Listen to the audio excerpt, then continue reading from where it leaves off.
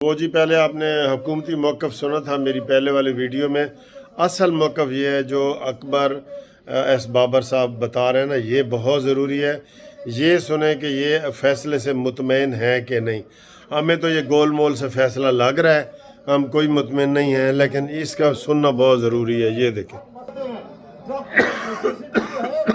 پاکستان کو اس انتشار کی اس ڈگر پہ لے آیا کہ ہماری معیشت تباہ ہو گئی، ہماری لیڈرشپ تباہ ہو گئی. ٹھیک ہے، میں آپ کے سوالوں کا جواب دیتا ہوں، ذرا مکمل کر لوں. دیکھیے، میں سمجھتا ہوں کہ یہ پاکستان تحریک انصاف کے ورکروں کے لیے آئی اوپنر ہے.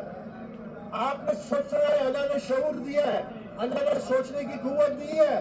حرام ہے کہ جو آپ بغیر سوچے سمجھے لوگوں کے پیچھے چلے جاتے ہیں. اس لیے یہ حرام ہے. آپ نے اپنے عقل کے استعمال کرنے میں مطالبہ کرتا ہوں کہ عمران خان استعفیٰ دے. عمران خان جو مغرب کی مثالیں دیتا تھا کہ ایک معمولی سی بات پہ بھی اس کی سیاستدان اگر 5 منٹ پارلیمنٹ میں لیٹ آئے استعفیٰ دیتے تھے. اگر وہ جو بھی، تو یہ ایک بہت بڑا فیصلہ ہے. میں سمجھتا ہوں کہ پاکستان تحریک انصاف کو دوبارہ ان کے جو نظریاتی کارکن ہیں ان کے حوالے کیا جائے. عمران خان کو استعفیٰ دینا چاہے.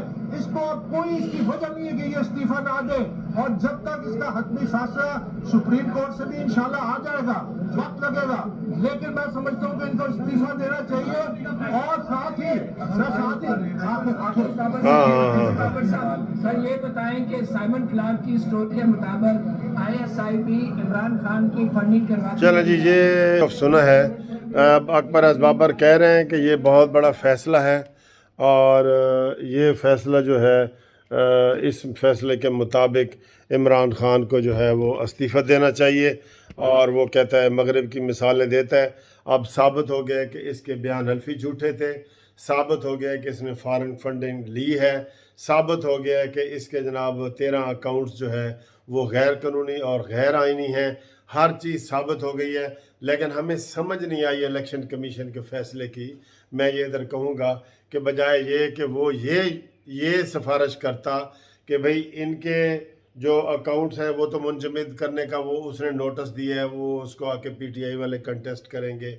اور اب جو ہے اس کو سفارش کرنی چاہیے تھی الیکشن کمیشن کو کہ تحریک انصاف نے جب ثابت ہو گیا ہے، فارن فنڈنگ بھی ثابت ہو گئی ہے، غیر ملکی کمپنیوں سے لینا بھی ثابت ہو گیا ہے، جھوٹا بیان حلفی بھی ثابت ہو گیا ہے، اور ساری چیزیں ثابت ہو گئی ہیں، تو ادھر ان کو چاہیے تھا کہ پارٹی کے اوپر بین کی سفارش کرتے کہ ان کو جی بین کیا جائے، اور وہ حکومت ریفرنس بنا کے الیکشن سپریم کورٹ کو بھیجے.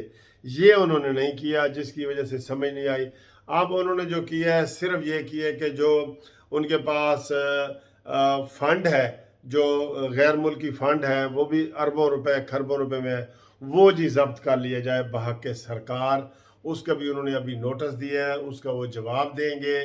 تو یہ ایسے گول مول سے فیصلہ ہے. عوام جو توقع کر رہی تھی اس کے مطابق نہیں ہے.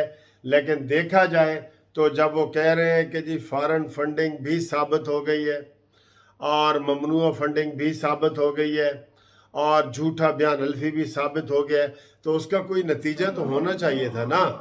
اس کا کوئی تو نتیجہ ہونا چاہیے تھا. اس لیے یہ اکبر ایس بابر صاحب یہ مطالبہ کر رہے ہیں کہ جناب عمران خان استعفیٰ دیں. بالکل بنتا ہے، اس کا بیان حلفی جھوٹا ثابت ہو گیا، لیکن وہ کہاں استعفیٰ دینے والا ہے، وہ کہاں استعفیٰ دینے والا ہے. بابر ہے وہ مطمئن ہے اس فیصلے سے، اور PTI والے بھی خوش ہیں اس فیصلے سے. باقی آپ کو تفصیلات ہم بعد میں انشاءاللہ تعالی بتائیں.